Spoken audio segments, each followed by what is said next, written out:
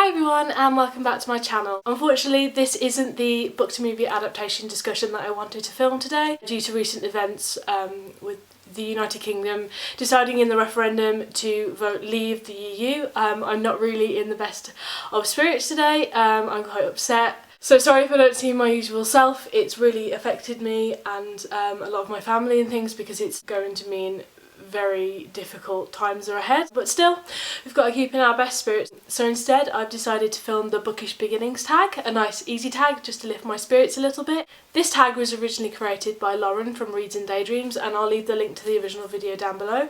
You should definitely go and check it out if you hadn't, though I'm sure you already know who Lauren is. I was tagged a couple of times when I first started BookTube. So let's get started. So the first question is, what books did you read when you were a child? This will come as no surprise to people that have already seen a lot of my videos where I've talked about this, but Jacqueline Wilson. This is just a few of the books that I have left over from childhood. My favourite book of hers so far, and probably will always be, is Lola Rose. It's a really wonderful, heartbreaking depiction of what it's like to live with a mother with cancer. The other reason that I loved her so much is she dealt with controversial topics very well. For example, Kiss was the first book that I think I ever read where there was a gay character. I probably read this when I was about 11 or 12 and I remember it not bothering me in the slightest that one of the male characters was gay. I actually thought it was really quite beautiful. I remember her creating and crafting this LGBT character in such a wonderful light, and it's brilliant, and this still stands. All of these books are still relevant today and I'm so proud that she was like the person that inspired me the most in terms of writing and definitely reading too. The second question is, what was the first adult fiction that you tried to read? I have two answers for this because I read them pretty much one after the other.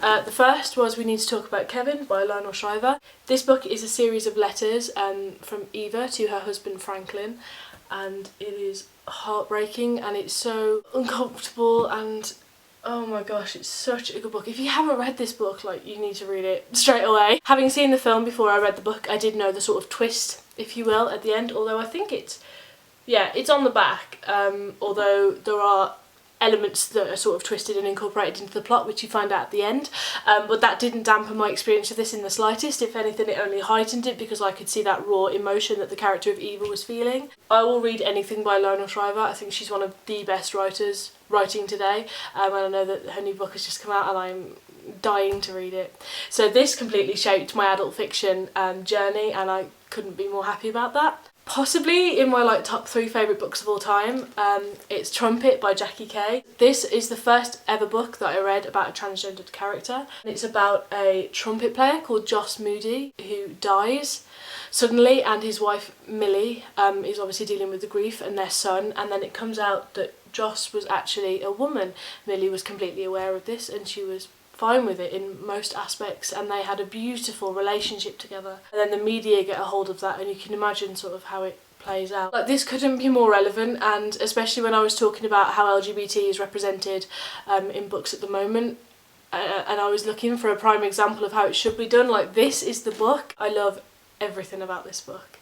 Question 3 is, what was the first classic that you read outside of school, so one that you weren't forced to read? Mine would be, this is very tiny, but mine would be John Steinbeck's Of Mice and Men. I only read this quite recently, but I'm so glad that I read it. I think it's a really heartbreaking tale. It's definitely something that everybody should read, and I totally understand why it's a classic. It's written very eloquently and beautifully. I was never overly keen on the concept, but I'm super happy that I did because it's so good. Secondly, these aren't books, these are both plays, but these are two of my favourite plays of all time, and they are both Tennessee Williams.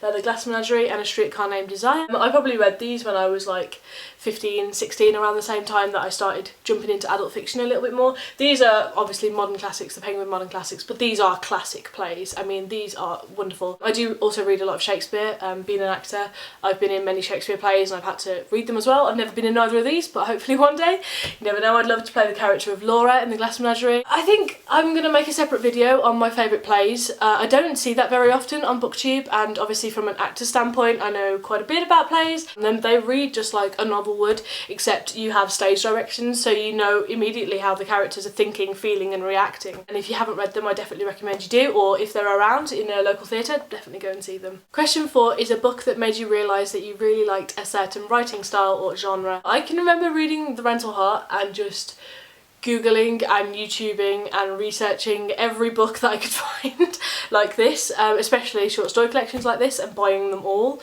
I've already done a review of this when I did a few short story collection reviews, and I'll leave like one of the little card things if you're interested in seeing my reviews in a little bit more depth. I think this is what first introduced me to magical realism. It definitely shaped me into reading adult fiction, but also magical realism. What was the first literary prize winner author or book that you have read?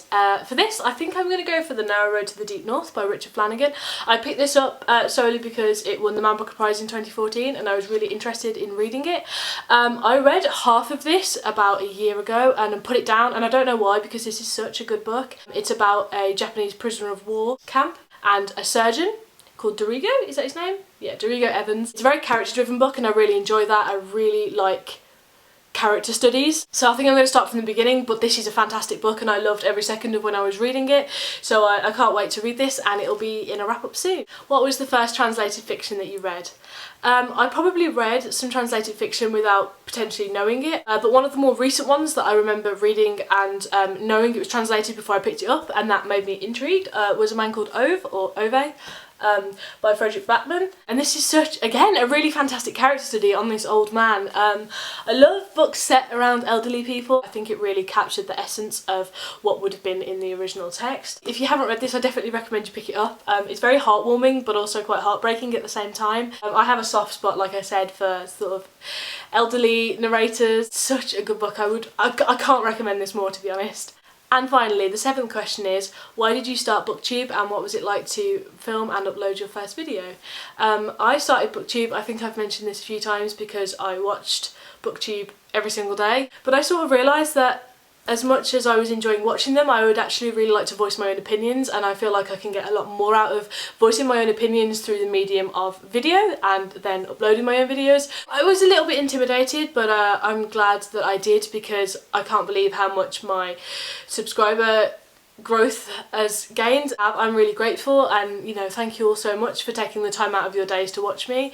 I can't stress enough to you how good it feels to actually get a conversation going in the comments and be able to, you know, have the freedom to voice your own opinions. It's a really nice sense of community. Yeah, I don't want to get too emotional about it to be honest. But yeah, that is my Bookish Beginnings tag all done. As for tagging people, I'm going to tag Memento Mori, the lovely Adam. I will tag Peter from Peter Likes Books. I'm also going to tag Bookish Nerd because I absolutely love her video. Finally, I'm going to tag a brand new booktuber. Her name is Amy Jane Smith. I will leave her channel down below. She's only got one video at the moment, but I would love her to do this tag. I think it's a really good getting started sort of tag. I'd love to see what you have. I totally think everybody that likes my videos will like her videos. Happy reading, everybody, and I will see you soon.